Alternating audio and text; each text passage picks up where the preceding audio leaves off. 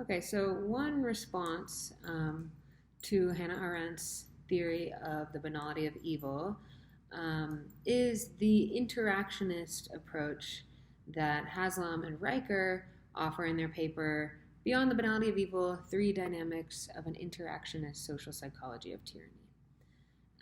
And so they're going to argue that perpetrators of atrocities do act thoughtfully and with conviction.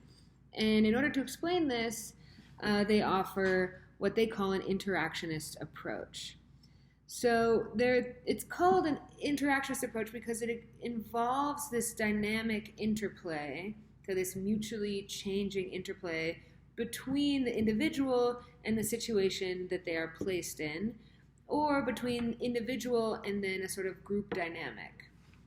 So, according to Haslam and Riker, evil is not the result of like a sort of unhappy accident, and it's also not a sort of simple achievement. So, evil acts, they want to say on this mass scale, are allowed to prevail only as a result of really concentrated and long processes of social transformation on the broader scale, and then in more individual socialization as a part of this larger social transformation. So they argue that people don't just blindly follow tyrannical leaders with no thought.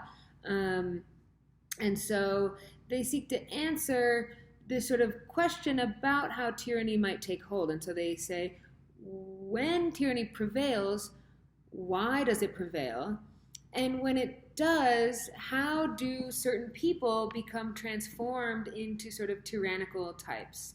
And they offer this sort of threefold answer. So they say that first, people who are drawn to tyrannical groups already have a sort of disposition towards these values or these mindsets, or they're otherwise self-motivated to join as a result of this calculated self-interest.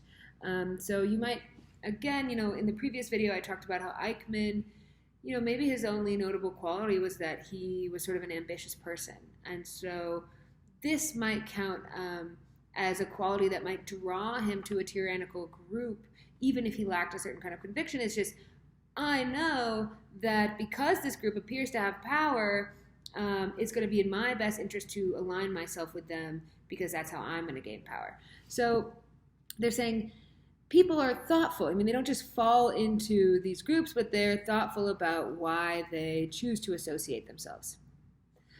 Then there's the second point, which I think is kind of the most interesting. I'll get a little bit about that later, but they argue that once you are a member of a sort of tyrannical group, or really of any group, that individuals are likely to be transformed personally by their membership in the group because of their social affinity for others in the group. So in the case of tyrannical groups, this often means encouraging the expression of bigoted beliefs that might otherwise be muted, that you might otherwise keep to yourself, even if you've sort of had some feelings about that. And also pushing people in relation to this to accept more extreme views. So this might look like just sort of an increased willingness to both express and accept views that outside of the group you might not be willing to voice. Third, so their point is, again about their inquiry is about how tyranny might take shape or take hold on this broader scale. And so they're going to say for their third point that in order for tyranny to take shape on a larger scale, then of course the group must gain social influence. And this is often done through charismatic leadership, etc. But through charismatic leaders who consciously seek to transform their social environment.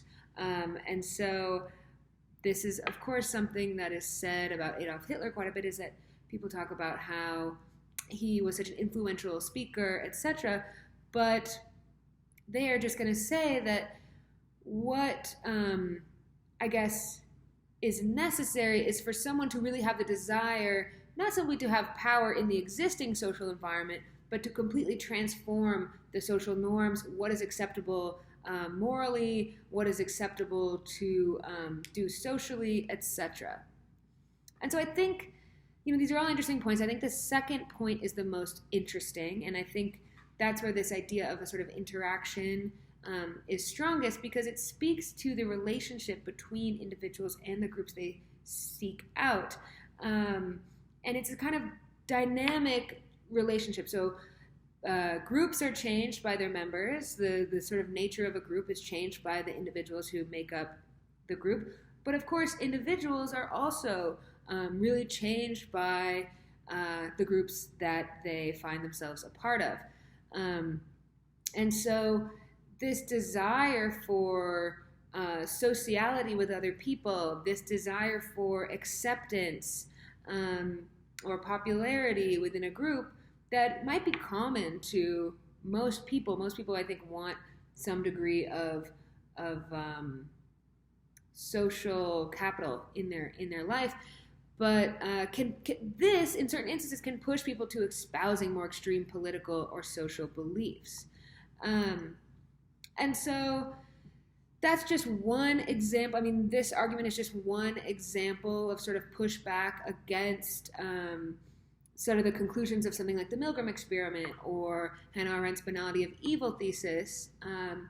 But I think it's interesting to think about how this interactionist theory, which they want to argue involves a more conscious or thoughtful element, how this might change your feelings about whether or not someone is blameworthy, whether or not someone is morally evil when they are a part of groups that then enact evil things, etc. So I think it's an interesting argument. I don't know if, to me, there seems to be a really clear answer as to how this interactionist theory might affect people's intuitions about things like moral responsibility.